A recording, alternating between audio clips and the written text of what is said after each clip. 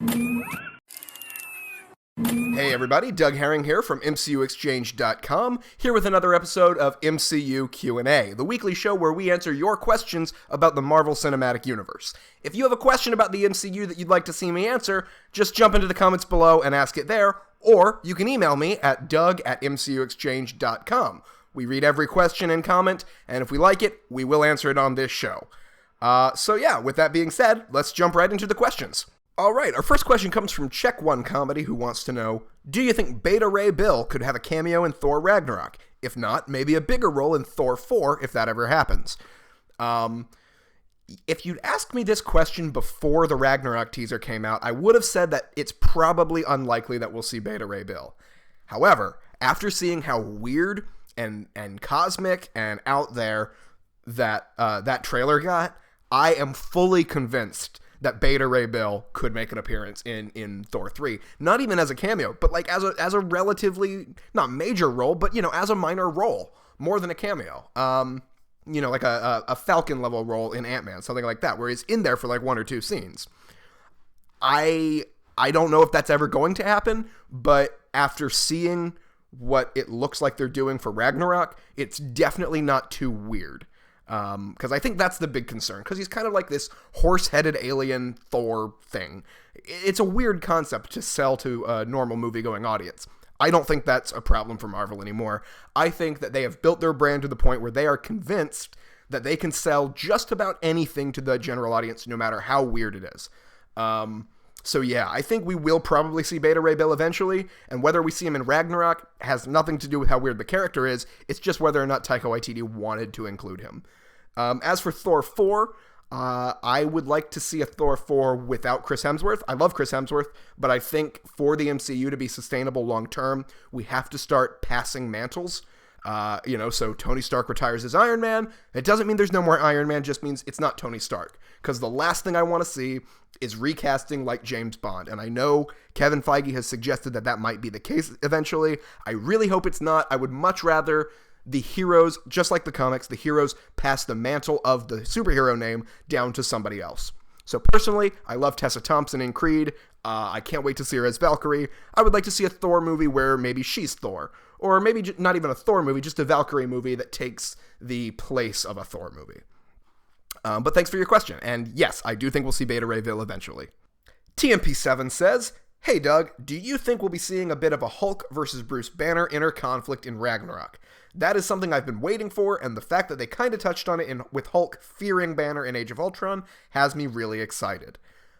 Yeah, absolutely. I agree. That's one of the most interesting aspects of the Hulk character, is that Hulk and Banner are two separate identities, and they don't like each other, but they have to share the same body and compete for kind of the same resources. So I would love to see that. I think the chances of us seeing that are very high. Like you said, they did set it up a little bit in Age of Ultron, and Ruffalo and Waititi have all said that Hulk is going to be more of a character than we've ever seen him be before in Ragnarok, versus just like a raging green monster that he's been in the past. And I welcome that. I think introducing the Hulk as a real character is something that the MCU has been kind of slacking on. We've only heard him say, 2 lines? Puny God, and then I think he had a line in Age of Ultron, but I don't even remember it. I mean, the Hulk should be speaking a little bit more. I don't want him, completely articulate. I don't want him smart Hulk, but I do want a little bit more articulation from the Hulk, and I think we're going to get it in Ragnarok. Very excited for that. I think that Hulk is going to be very, very happy with his role as the Gladiator champion on Sakaar. Whereas Banner probably won't be so happy with that role. So he might want to leave the planet. Hulk would want to stay. I think that area will be exactly where we get that conflict. So thanks for your question. Alexander Thomas says, Black Panther is the last MCU movie before Infinity War. Thor Ragnarok will do so much to set up that movie, so what role does Black Panther have to play in that setup, and how can Marvel do that without trampling all over the storyline or giving T'Challa and Wakanda the space to grow and develop? Great question, but I think you kind of answered it in your question. Thor Ragnarok is going to do so much to set up Infinity War that I think Black Panther's role in setting up Infinity War is going to be fairly minimal. We'll almost definitely see setup for it in the post-credit scene for Black Panther. I'd bet money that the post-credit scene for Black Panther sets up Infinity War. But other than that, I don't think Black Panther is the right place to set it up. Because I think in Thor Ragnarok, we're going to get the last of the Infinity Stones.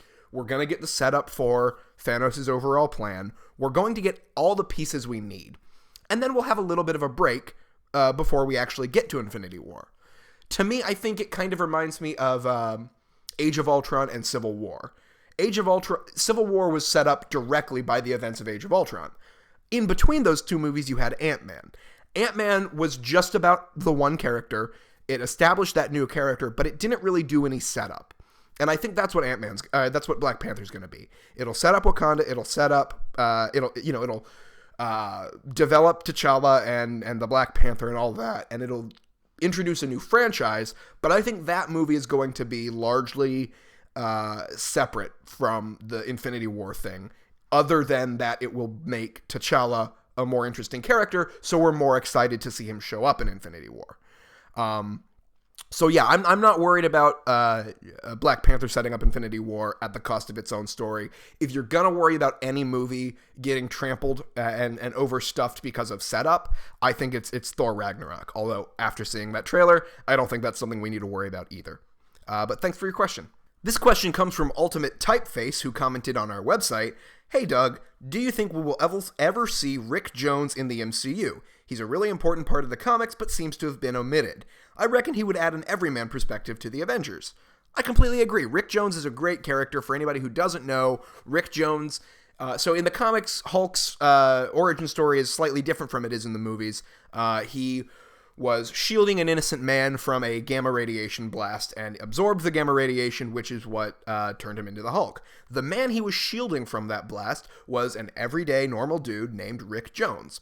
And because of that connection with the Hulk, Rick Jones has then become a very integral part of the comics. He's been a sidekick for Captain Marvel, I think 2 different versions of Captain Marvel, Captain America, and of course Hulk. So yeah, I'd love to see him. The problem is, I think the place where he makes the most sense is a solo Hulk movie. And we're not going to get a solo Hulk movie anytime soon, I have a feeling.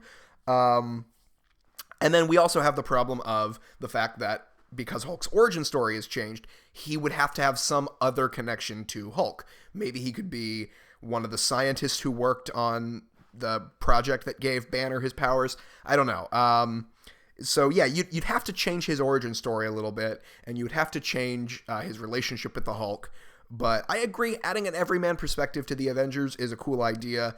And of course, in the comics, Rick Jones does not stay an everyman forever. He eventually becomes A-Bomb, which is kind of like the good version of Abomination. So having an A-Bomb character show up to fight alongside Hulk could also give an excuse to bring Emil Blonsky back, which is great because Tim Roth is awesome, and I'd like to see him again. So yeah, if we ever get a Hulk movie, I'd love to see Rick Jones added, but I think right now the odds of it are pretty low because he's a Hulk character, and I don't think we're going to see a Hulk movie anytime soon. Thanks for your question. All right, our next question comes from Adam Diebert, who asks, should Norman Osborn be introduced into the MCU, and if so, who should play him? Well, yes, of course Norman Osborn should be introduced eventually to the MCU, and I think the key word there is eventually.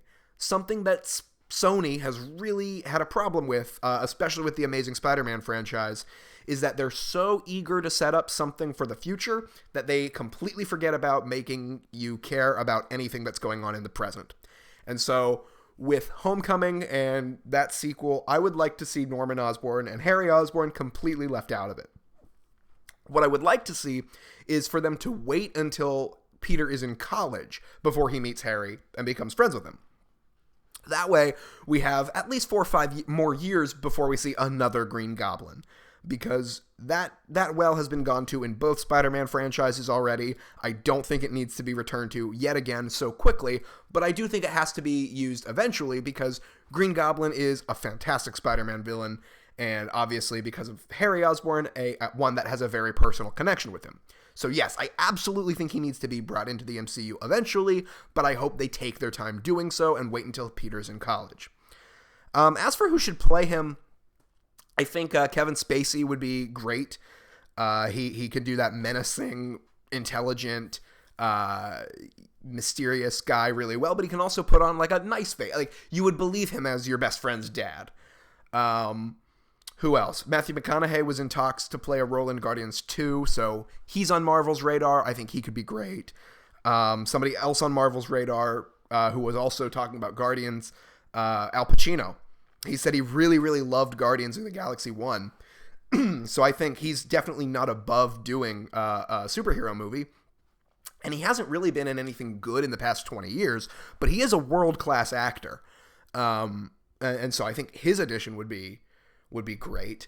I'd love to get Denzel into the MCU somehow, and I think Norman Osborn could be a good role for him.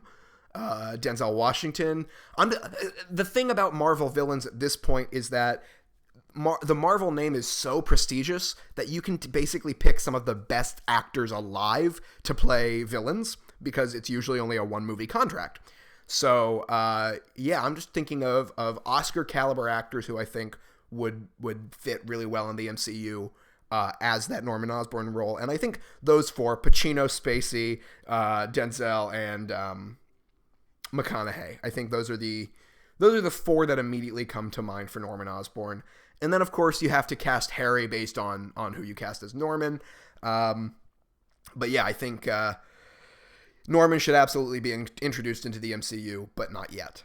Well, that's going to do it for this week's episode of MCU Q&A, guys. Thank you so much for all your questions. Please keep asking them. Jump into the comments below on this video, or on our website, or Facebook, or Twitter, or again, email them to me at doug@mcuexchange.com. No matter how you get your question to us, we promise we'll read it, and if we like it, we'll answer it on next week's episode. So keep the questions coming, guys. Thank you so much for watching. Make sure to like and subscribe to us on YouTube, all that good stuff. You know what to do.